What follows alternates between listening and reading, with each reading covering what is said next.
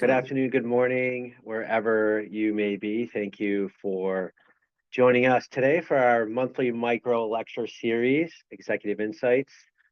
At the intersection of business and technology, we are really excited to have one of our esteemed faculty members here today, Dr. Hirudayaraj.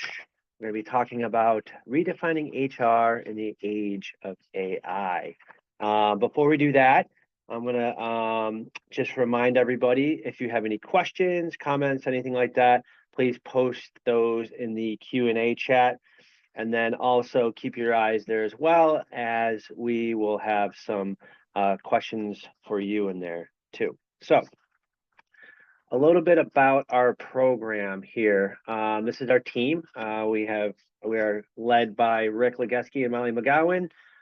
Julian Fiore handles our missions in the EMBA program. Jancy, who is on with me today, she is in charge of marketing, and Jesse handles our back-end operations and program management. A little bit about our executive programs here in the Saunders College of Business. We're always advancing leaders and making lifelong connections.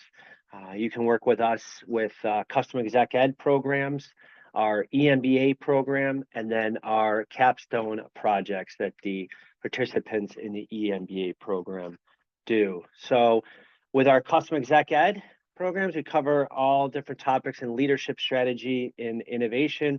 We work with companies, both profit, not-for-profit, big and small, whatever the need may be, we customize to meet those needs. In our EMBA program, it's a 16-month cohort-based program where we cover business core with some leadership and always a technology focus. For those in the program, they can choose some electives either in the global business track or newly added life sciences. We're always about experiential learning, so you'll get to do a business simulation as well as a New York City trip for the life sciences people, and then our awesome international trip. You can do this by online or newly added this year, our hybrid format as well. I mentioned capstones, calling all capstones. If you have a need in your business, looking to enter a new market, generate new revenue streams, have some new ideas for strategy, we'd love to help you out. Please get in touch with me. We are looking to add companies in the spring and fall of this year. So Dr. Hirudayaraj is an associate professor here at the Saunders College of Business and director of Advanced RIT, a program that works to increase the representation and retention of women faculty and empower and support them in advancing their careers. Dr. Hirudayaraj studies the implications of AI integration in organizations, and she's currently engaged in examining AI integration with a regional accounting firm, as well as the use of Gen AI and its multi-level impact for a large pharma company.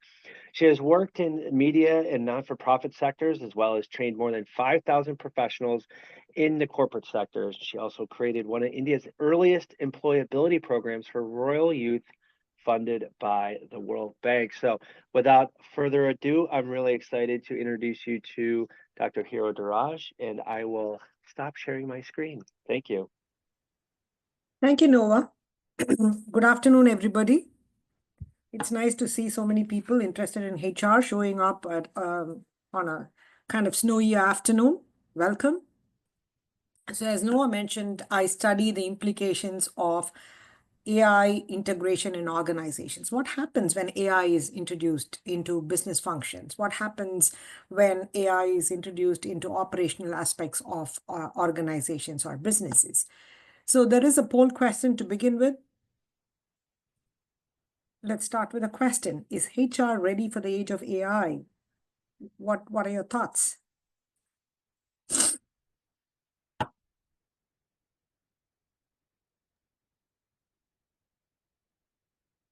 From the poll, Moeller, the majority of the group is 59% are unsure, followed by no, where we have a small group of people who feel that HR is ready for the change.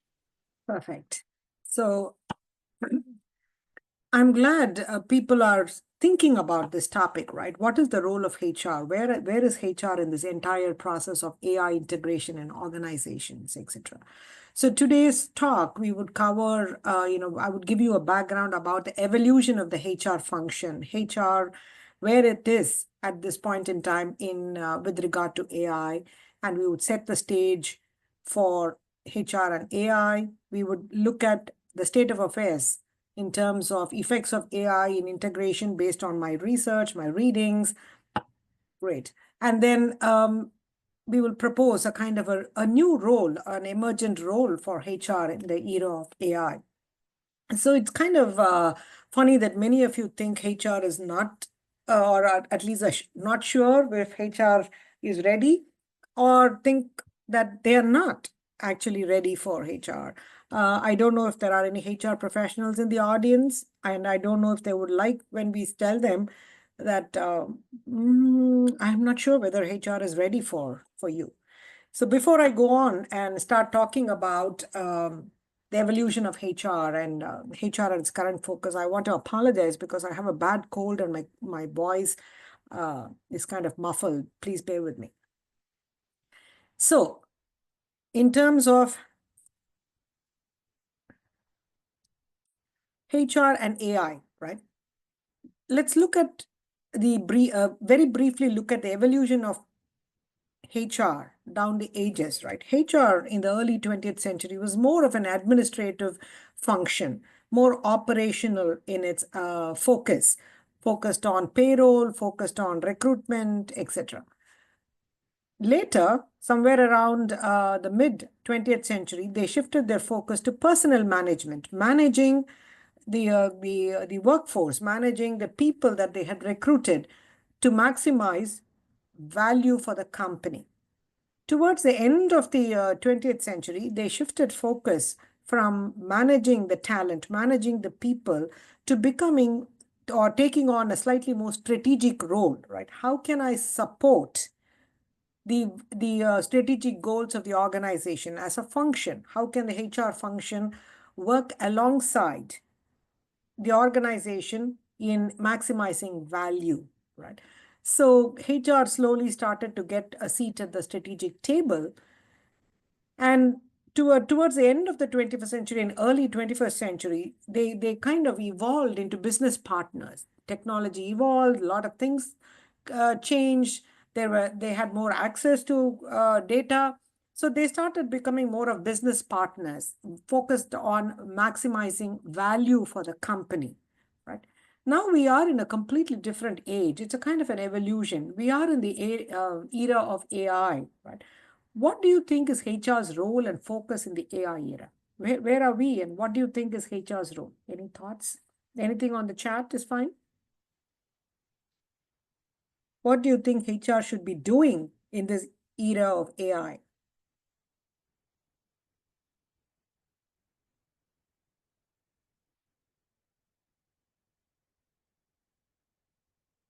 Jancy, if you can read out a couple of responses. No responses yet, but I have a feeling they might be looking for your answer. Okay. So that's what I want you to start thinking about. What is the role of HR when things are changing and changing rapidly in the era of AI, when AI is becoming almost ubiquitous in organizations, right? So current focus of HR in AI is in operations. So they talk about using AI to do their everyday operational tasks like recruitment, like talent management, or employee engagement, or personalizing or automating employee benefits processes, or learning and development. So these are core operational areas of HR. So there are a lot of new apps and new software available where HR uses AI, right, from candidate sourcing to candidate interviewing. And I was at a conference in June, and we saw a demonstration of a software used by HR for negotiating salary in the recruitment process, right? So all these things have been happening, and they are trying to use AI in their everyday operational aspects of things. But what I want to focus on today is not this prevalent narrative where AI is used for HR purposes. The goal of this talk and this webinar is to get you to think differently about AI and HR, to suggest a paradigm shift in focus from AI for HR to HR for AI, present a framework for a transformative role for HR in the age of AI. Okay, fine. Sounds good. But what is the age of AI? Where is AI in organizations today? Right? The critical questions that this webinar, I hope to address in this webinar is how does AI adoption affect the HR domains of operation? That is, when AI is introduced in core business processes, not in what we are not talking about HR being AI being introduced in HR processes. When AI is being introduced in core business processes, how does it affect the work of HR? Does it even affect the work of HR? What role can HR play in supporting the organization and optimizing its AI capabilities and maximizing value? And what could become the strategic priorities of the HR function in AI-driven work context? So my hope is that this talk or this webinar would help address these questions. So any responses on the question, Jansi? I've ran the one question as a poll, so far 60%. So the choices were what should HR's role and focus be in the AI era? Whether it was shift to strategic leader in organization, improve day-to-day processes, or both. 64% of our attendees today believe it should be both, but then the second largest group believe it should be focused on improving day-to-day processes, with a small group believing that it should impact a shift to strategic leadership. Yes. So HR has started embracing AI in its day-to-day operations, but that is not new, right? They have been embracing technology. They have become much more adept in using technology in their operational processes. There is nothing new in it. Newer technologies are being used in different tasks within the HR domain. But what is important is for us to start thinking about the effect of AI or the effect of AI use in organizations on the operational domains of HR. What happens to people who are one of the primary areas of focus, primary focus for HR professionals? What happens to the people in the organizations? What happens to systems in the organization? What happens to jobs in the organization? We have to start thinking about those things, move away from focusing on using AI for HR purposes, right? So when we talk about AI in organizations, we also have to think about defining AI. So in a very broad, sweeping terms, I would define AI as the ability of a machine to learn from experience, adjust to new inputs, and learn and perform human-like tasks. So I want to keep this very broad, right, to encompass both rule-based and machine learning technology. So when I mention AI in this conversation, this is what I'm referring to. And then let's look at where AI is within organizations, right? From bottom to top, right? Level 1, all of us know we have assisting technologies that allow us to perform transactional, iterative tasks or rule-based operations. And when machines start doing that, we have to start thinking about, okay, if machines start doing these tasks which are being performed by humans a few months ago or a few years ago, what will humans be doing in these kind of situations? For instance, many accounting organizations that I study use assisting technologies to file your taxes, right? Earlier, there were people doing these filing of tax processes. Now the machines have taken over. You have bots. Some companies say you have bots which can do the work of 2 full day the work of the entire tax team over 2 days in 17 seconds, right? If that is the case, what are the people in the accounting department going to do? right? What are the tax people? How will their role change? So there are assisting technologies which take over these transitional or transactional or iterative tasks. And then you have augmenting technologies at the next level where machines learn and perform higher order tasks that involve synthesis, evaluation, suggesting decisions, course of action, etc.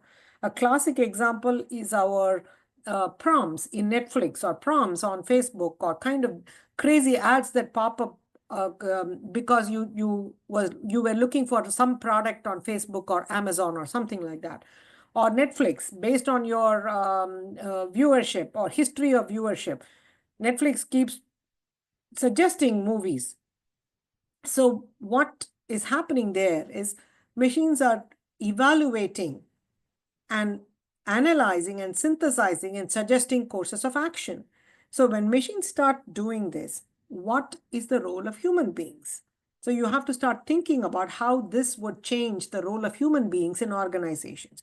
So when there is augmenting technologies available, research shows that humans become collaborators with the machines. Humans start training the machines, right? Humans start supervising, evaluating, and executing the decisions suggested by the machines. So a classic case is, AI used for reading images, something that radiologists have been trained to do. So if machines can read images as accurately or sometimes even better than radiologists, what are the radiologists going to do, right? So what they have to start becoming is they start collaborating with the machine, they start training the machines, they start supervising the output of the machines, right? They start evaluating the output of the machine, and they start implementing the decisions or the suggestions that the machines have thrown up. So the next level is we are not completely there, but we are getting there, right? When machines start performing independent of humans and they are surpassing humans in their capacity to synthesize data and to analyze large data sets, right?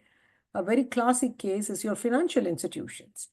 Remember the times when we sat across a desk in a bank and tried to talk to a financial advisor about investing, where do I put my money in, what is good for me, etc. Now, in most financial organizations, machines are doing that. So the face of Wall Street has changed because of the entry of capable machines. So when machines start taking over the role of the financial advisors, what would the original financial advisors be doing? How would they change? What was the role of human beings when machines start performing this higher order task? So that is the question that we have to keep in mind. And when the work that people do changes, there are multiple, cascading effects. So what we call first order effects, which are direct, operational, and task-specific effects. That is, when you use AI, you are able to automate repetitive tasks. You are able to process large chunks of data and analyze data. You have improved accuracy, reduced errors. You save money. If 17 minutes, if a bot can do something that an entire tax department can do in 17 seconds, that's a lot of cost savings, right? And you can also use AI to enhance customer interaction, satisfaction, and also simplification of decision making. This is what we call first order effects. What are the first level of effects when you introduce AI? The sad part is very often we stop with this. This is just the starting point. There are cascading effects when there is automation of repetitive tasks, when there is machines being used to process data and analyze data, and when machines are used for enhancing customer satisfaction, there are effects down the road. So we have to start thinking about second order effects. And we see in my study, we have observed that there are 3 domains within organizations where the integration of AI has some effects. So the multi-level effects of AI integration in business processes, right? So first one is the effect on work, on what people do, the bread and butter of any organization, right? So when AI is introduced in any business operation or processes, the work characteristics within the organization changes. That is, the content and organization of work tasks, what activities human beings are engaged in changes. The relationships within team members in a team changes. Responsibilities of people change. So if the bot is able to take over 60% of my job, which was tax filing, obviously my job has to change, right? But the responsibilities, the company is not going to pay me 100% salary for doing 40% of my role. So my responsibilities change.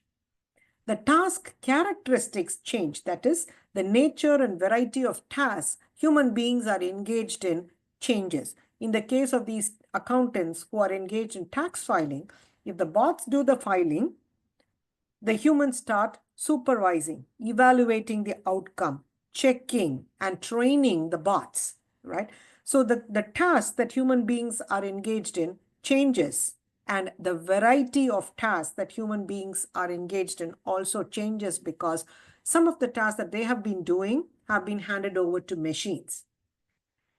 Third is occupational boundaries. Like in the example of the radiologist that I mentioned a couple of minutes ago, when the machine can read your X-ray or your MRI, whatever image that a radiologist is reading, much faster, much much more accurately, or at least with fewer errors, what is the role of the radiologist? So the occupational boundary of that role evolves. Now the radiologist is not a professional who reads images anymore, right? So he or she reads images and does something else. So likewise, when AI software is introduced in banking for loan consulting, for instance, when a bank uses software to decide whether person A can be given a loan or not, now the role of the loan consultant who was doing that till about 2 months ago has changed. His occupational boundary or her occupational boundary has evolved. He or she does not make the decision anymore. He or she is not the expert in loan consulting or radiology that they were before. Their expertise changes. What they were paid for, what they were known for in terms of their expertise has changed. So no longer is your ability to evaluate a loan application valid, right? So it loses its currency, or the currency value goes down. So with the expertise changing, occupational boundaries are also changing. So you have more tasks added on to the occupation of a loan consultant or a radiologist, right? Likewise, job autonomy changes. Now the AI keeps suggesting so many things to me. So how am I now? What is the autonomy that a loan consultant or a radiologist have in making decisions, right? So how many banks, how many hospitals would allow a radiologist or a loan consultant to override the decision of a machine, right? So what happens is there is a change in job autonomy of these professionals who are working alongside these intelligent software. Naturally, when there are so many changes in what people do, who does what, and the autonomy and the expertise that is valued, the structure of employment changes. So now we have more of freelancing, gig work, you have part-time work, you can work from anywhere in the world. So a lot of times the technological changes in business processes also result in change in the structure of employment. Likewise, there is also change or there is an effect on the workers or the employees in any organization. Their jobs are lost. But when AI was first, promoted in recent times, there was a huge fear about 30% of jobs, though the numbers have always been debated, there was a huge furor about AI taking over jobs. The optimists kept saying, oh yeah, it may take over some jobs, but it will also create new jobs that do not exist, right? So for instance, the job of a prompt engineer did not exist few years ago until now, when you have to interact with these public interfaces. So you are learning to prompt the machine, create a prompt for the machine. So that becomes your area of expertise. That job did not exist 5 years ago or 10 years ago, right? So the optimists kept saying, yeah, there will be job loss, 20% of or 30% or whatever percentage of jobs that are not just manual, but routine. Usually we assume that machines will take over routine manual jobs.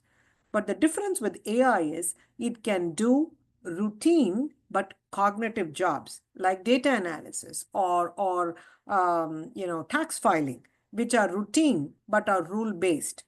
So there is definitely job loss. There is definitely job creation. But the major impact is in the middle where jobs get transformed. Your job gets transformed. My job gets transformed. Imagine ChatGPT entering or any of these general purpose technologies entering our everyday work life, right? So, for instance, we were studying use of ChatGPT in this multinational company, and many of them had mentioned the report that would have taken me 2 days to write, ChatGPT is able to generate it, or whatever form of GPT they use is able to generate it in less than 5 minutes, right? So now the company is not going to pay me for the 2 days that I would have spent on working on the report. So my job transforms as a result of AI being introduced, technologies being introduced, right? So job transformation has a much broader impact than job loss or job creation. Next is the knowledge characteristics. What do people need to know and be able to do in the age of AI? That changes. So if I, as a radiologist, if I can't make money or if I can't generate value for myself using my radiology training, now I have to start rethinking what knowledge will have currency in the future, right? The knowledge that human beings are expected to bring to the table, the characteristics of the knowledge expected from human beings changes. Likewise, there is a change in skills, the variety of skills needed to work in the age of AI. There is change in expertise, right? Now, this is a very, very critical question, professional identity. If I'm a trained radiologist and I don't read images anymore, who am I? I'm an accountant, but I have a bot doing my accounting for me. Who am I? Right? So when AI is introduced into work processes, expertise is challenged. Human expertise needs to evolve. Professional identity of employees is challenged, right? Agency and autonomy of people also changes. All of these can also have emotional, psychological effects on people, on employees, like fear, like anxiety, like stress, right? Insecurity. Will I have a job? One of my cousins recently told me she was a technical writer for a pharmaceutical company. She couple of weeks ago, she told me she lost her job because AI has replaced her, right? There is a lot of insecurity. There is a lot of stress and anxiety. When is AI going to replace my job? Or how is my job going to change as a result of AI? Am I even ready for that process, right? So there are psychological challenges and changes as well. And because of AI, engagement in the workforce engagement, how people engage with the job and each other, the motivation of people, job satisfaction, well-being, all the kind of emotional aspects of a job, they also change. When work changes, knowledge changes, expertise and skill changes, there is an emotional price as well. Then it is not just about work changing and the effect, the results of the work changing, affecting people and the workers, there is also a demand and a need for the work systems itself changing, right? So the work context characteristics changes. Where you work, how you work has changed. Who does the work changes, right? So you don't have to be in a particular location. You can be, the job can be done by anybody in any part of the world, right? So the technology has opened up where work can happen, who can do the work, and how the work gets done. You can be doing something hanging upside down on a hammock in Hawaii, right? So everything has changed because of AI. And because of AI, structure of teams and organizations and workflow is changing as well. That is, when AI takes over, for instance, the tax filing tasks, the workflow in the tax team will have to change to accommodate these bots, right? The structure of the team changes. The social characteristics, the feedback, the interactions, the support within the team changes. Accountability. Who is responsible? Yeah, the bot filed the tax. If there is a mistake, who is responsible? Me or the bot, right? The AI reads the image. There is a higher rate of error there. So who becomes accountable for the errors that happen? That changes. And operational systems change. So if AI is doing 60% of my job, how would you evaluate my performance? What would you evaluate me on? Right? So the performance management systems have to keep pace with the changes that are happening. Recruitment has to change because the skills that an organization needs now are not the skills that were valuable 2 months ago, 2 years ago. For instance, in the accounting organization, they were all talking about recruiting data professionals. So they say they need more data professionals because they are generating a lot of data. So who you recruit, how you manage the people in terms of performance, the structure of performance management and the criteria will change. Finance, the billing processes are changing. A classic case is the accountants. Accounting organizations bill their clients by the number of hours they spend on the account, right?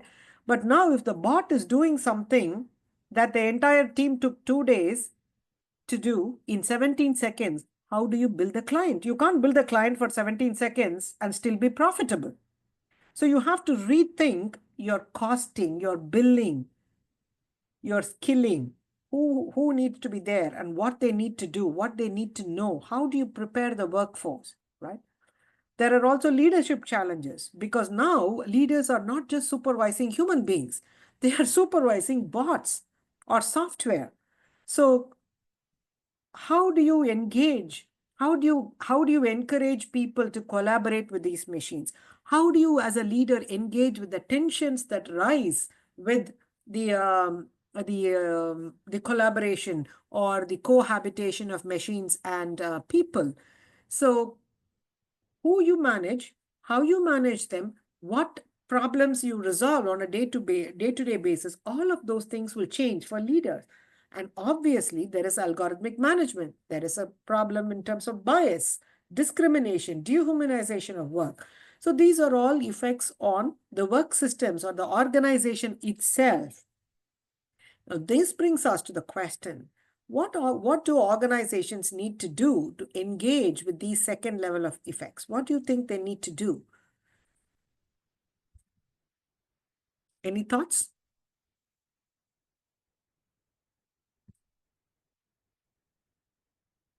So it's not just in saving costs or improving efficiency. There are second level effects, right? Higher level effects. So what do you think organizations need to do?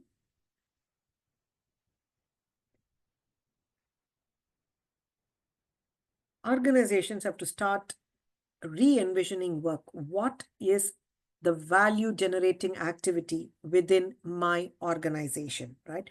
What types of work add value?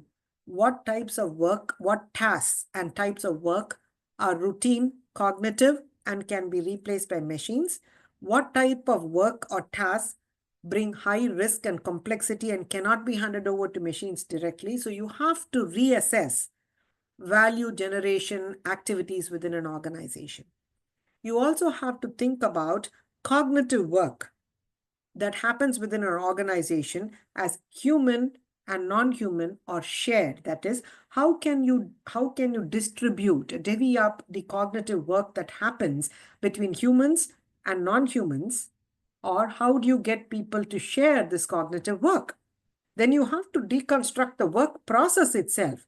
So if machines are part of anybody's everyday job role, you have to start thinking about the workflow, the work processes, the roles changing. Like if my role as a tax filing assistant changes, the role of my supervisor also changes. The role of the leader of the team also changes, right? So how the work flows from A to B to C also changes. Now, instead of the leader checking for errors, I may be checking for errors in the output, right? So the role of the leader changes, the work process itself changes. And you have to anticipate as an organization changes and boundaries in human and non-human jobs. Where is the boundary? Where do you stop assigning tasks to machines? What tasks need to be and can be assigned to machines, and what tasks need to remain in the human realm? Organizations have to stop and rethink what they do in the organization. So second, they have to start reconfiguring jobs, right? When there is a distribution of work between men and machines, and the size of the pie is increasing in terms of the things machines do, then you have to reconfigure human jobs, human roles, right? So you may have to revise job descriptions of people. You may have to remove certain tasks from the existing job descriptions. If report writing is no longer a part of a particular role, let's say a staff specialist role, so you have to take that task away, which may be 20% of this person's task or responsibility. So what do you replace that 20% time with? You have to find new tasks to add in, right? So you have to redefine job roles. You have to create new job descriptions, and you also have to establish new job requirements and boundaries. Where does the role of one job end and where does another begin? So you have to rethink the job configuration within the organization when work is being, especially cognitive work, is being divvied up between men and machines. Right?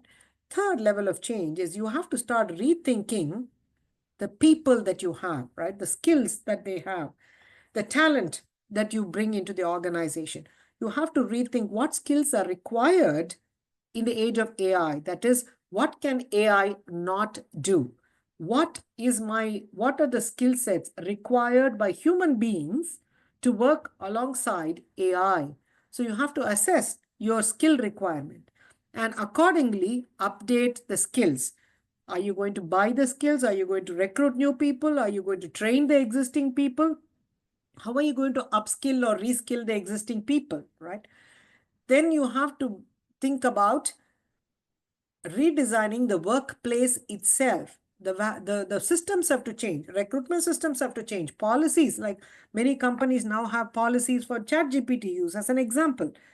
Yeah, so there are many companies that have started thinking about reorganizing or rethinking who they recruit, the people, then the skills they recruit for, managing performance, right? And creating policies that will allow them to work with machines, compliance issues. And more importantly, you also have to think about culture change. These softwares, these technologies are fast evolving. What is value? You took 3 months to learn a new software, and in 3 months, that software is replaced by something else, or that bot is replaced by something else. So now you have to learn something completely new. So you have to create a culture of constant or ongoing learning and adaptability.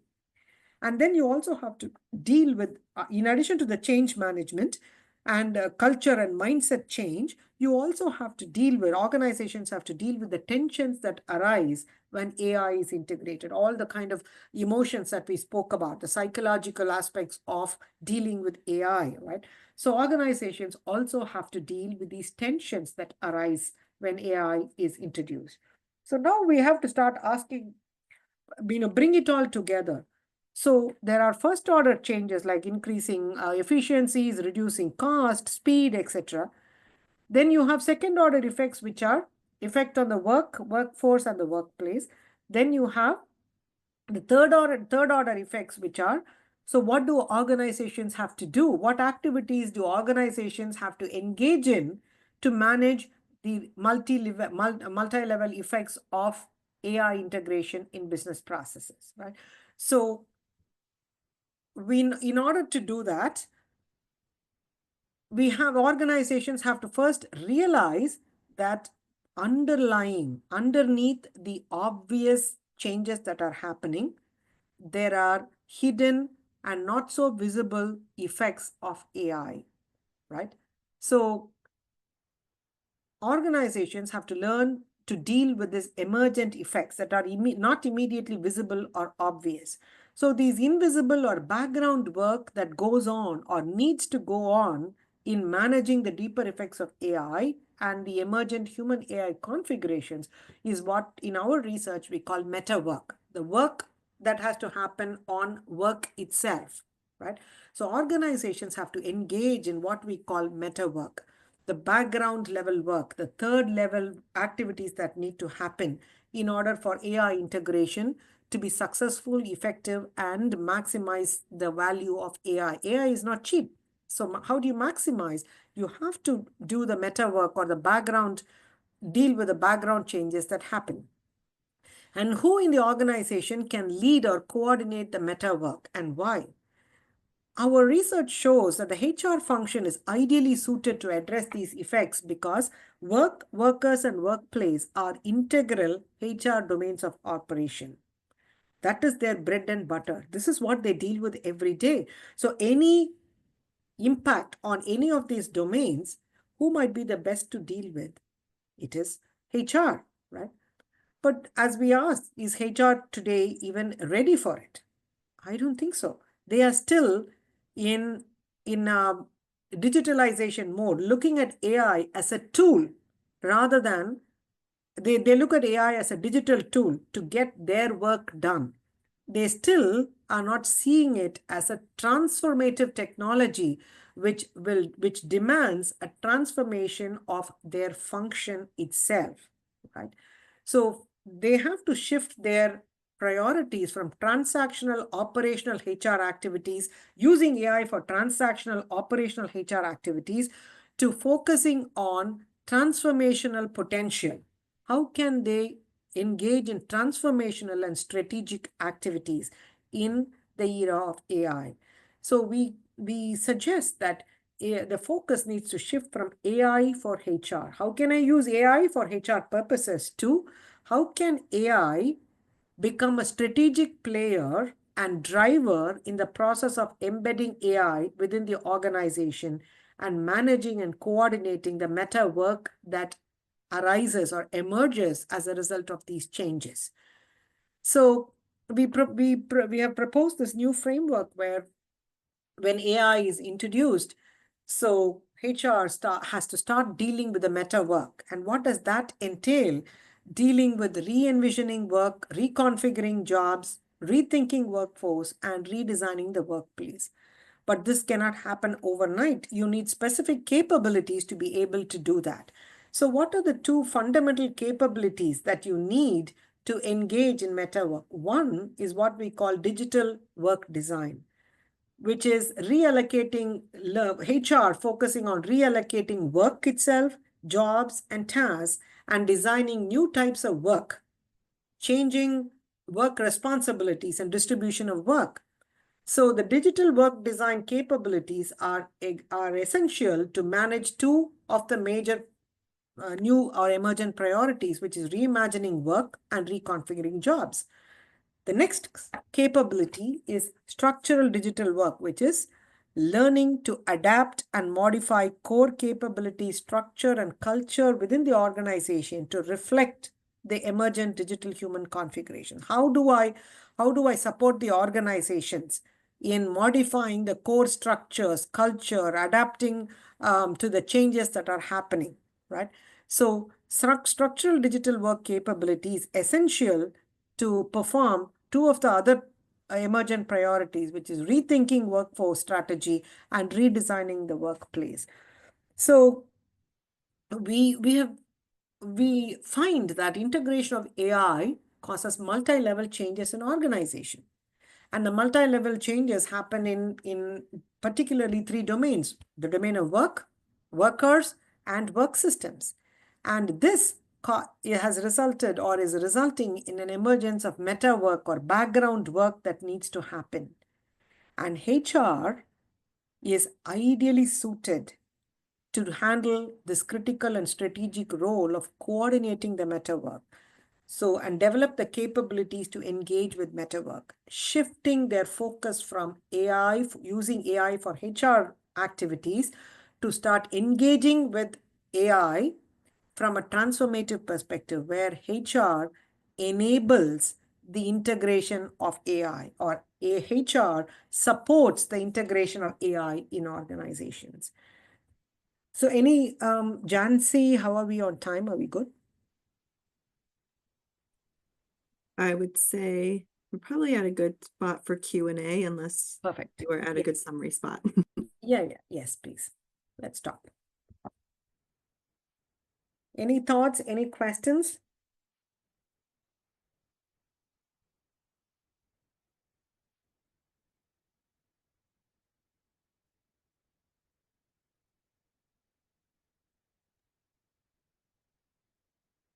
Nothing's been posted in the chat or the Q&A so far. But there were some answers that were added during your presentation, Moeller, where, let me scroll up a little bit. Where you have some people that believe that people should be focusing on the accuracy of data that is filed, going back to when introducing AI to HR and the functions. We also have that seems like the organizations will need to effectively restructure themselves. So a lot to take in. Yeah. So it's about, HR understanding that, yes, they have to do the daily operational activities, and AI allows them to perform the daily operational activities. At the same time, they also have to engage in meta work, with the organization in adapting their work systems and helping people adapt to AI. I think there was a question. Yes. So first one that just popped in from Braden was, how do you think HR can best integrate AI into processes? I would say HR are already doing it and doing it pretty well, right? HR, like for instance, so many of us get job calls based on our LinkedIn profile. What are companies doing? They are integrating AI into identifying potential job candidates, right? So HR is actually doing a good job in depending on the capability, technological capability, and the feasibility within the organization. They're doing a pretty good job already in terms of integrating AI in their recruitment processes, learning and development, performance management, etc. They're doing it, I would say. Another question is there a type of organization where HR does play a more significant role in engaging with meta work? So I guess, is there an organization doing this already? Yes, there are multiple organizations. There are forerunners always, right? Some organizations are ahead of the curve. So they have started thinking about redesigning work. Like, for instance, in the accounting firms, the big four, they have started thinking about how do I restructure my teams when there are bots integrated within the teams, right? What kind of skills do I need to recruit for? So if I'm going to use bots for doing basic repetitive tasks, what kind of skill set should I recruit for? So they have started doing it. The bigger organizations have started doing it already. So the further they are in the AI curve, the more they have started, but there is a long way to go, I would say. There is more scope. A good segue question from that too is how can HR work with businesses to ensure that employees understand that AI is not necessarily job elimination, but rather upskilling opportunities? Yeah.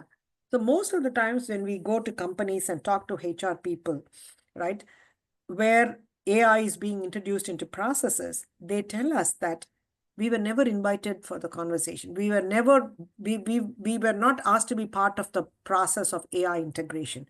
People's jobs changed. There is fear. There is anxiety because of that. There is insecurity. But the administration does not realize that we have the potential to deal with all these changes and help people override the fear and anxiety. And they also have the capacity to create a positive narrative about these. So it is not just about the technology. The chief technology officer can decide, okay, tomorrow this is the next best thing that we want to use in our organization and can implement it. But there are a lot of other changes that need to happen alongside for this new software to be effective. People are going to be worried. People are going to be insecure. People may not have the training required to use the particular bot or the software, right? That is where HR comes in. So I think HR has to be part and parcel of this conversation. They have to be at the table when an AI software or a system is being introduced, right? And then help the teams think through. An accounting firm, that a tax department and an audit department may not be thinking about job roles changing, expertise changing, or job descriptions having to change, right?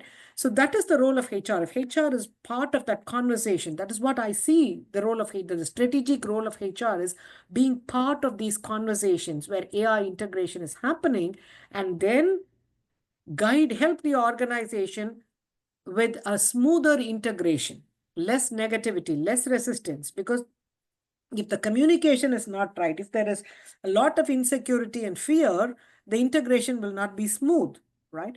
And people may not be ready to keep learning something new every 3 months or every 4 months, but the technology is changing that fast. So how do you create a mindset of adaptability, right? Who else can do it better than HR? Because that is their bread and butter. That's what they are trained to do. But organizations very often underestimate the power of HR. They look at HR as an operational activity, payroll, recruitment, etc. So there is a more strategic, a very vital, critical strategic role for HR. First, organizations do not see HR that way very often. Two, very often HR themselves do not see themselves as being a strategic partner of this process. You don't need to be an expert in AI to help redesign a work process or a job role, right? In a production department or in an audit department. But HR can play a very significant and strategic role, which the organizations are not utilizing fully well, and the HR themselves are very reluctant to take on. They are comfortable using AI for their HR operations. Oh yes, I can use this to, to interview people or to negotiate with the successful candidates. But they still don't see the transformative potential of HR. That's my beef, I would say. I feel very unhappy about that. HR has a great potential, but they don't. Is there another question? I would say probably a good closing question is then how can HR present themselves as a strategic partner to lead these important transformations at their organizations? Yes, that's a great question. First, HR needs to understand these multi-level effects that are happening within organizations when AI is introduced. HR needs to understand AI is not another plug and play technology. It is not your computer. It's not just a general purpose technology. It is much more disruptive. First, they have to understand the potential of AI to disrupt, and they have to understand the domains the disruption is being caused is their own domain. Their own household is being challenged, right? So their own domain of operation is being challenged. So HR creating awareness about the changes that are happening and the levels of effects are critical, then HR coming to terms with the fact that they have the potential and developing capabilities to sit across table and have these conversations about rethinking anybody's role, right?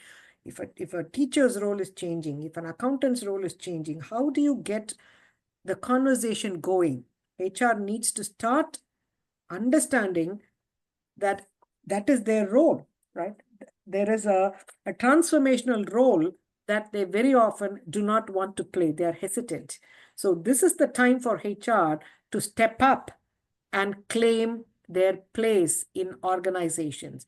If not, unfortunately, in a few years' time, AI can do 80% of all what HR can do. What will HR themselves do? Right?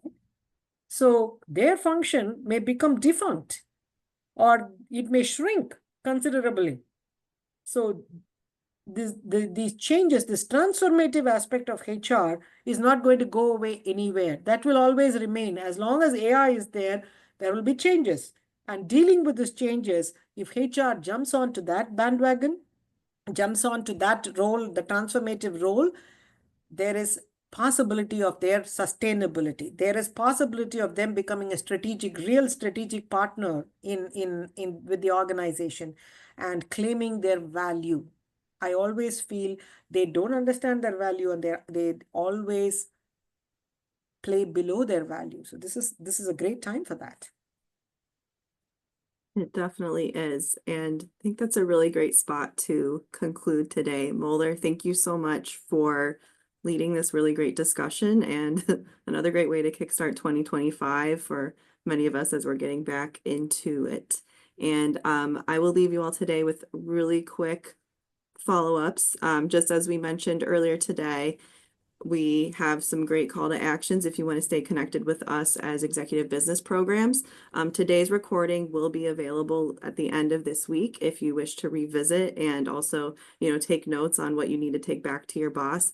We're also talking about a lot of major transformations, and some of this could maybe make a potential good capstone project with us. So I'll remind you all again that we are seeking additional capstone proposals for our executive MBA students. The way it works is you come with a proposal. We have a team of students representing various industries who are going to apply their learnings to your needs. So something like this definitely requires a lot of great perspectives. And if you make a submission by April 1st, you can be considered for the 2025 cycle of projects. And if anyone, whether it's yourself or anyone you work with, is considering continuing their education, we are currently taking applications for our executive MBA, and we have an early decision award available for $5,000 as long as you complete an application by January 31st. That was all I had on my side. Thank you again for coming today, and we hope you join us for the next Executive Insights. Thank you, Jancy. Thank you for the opportunity.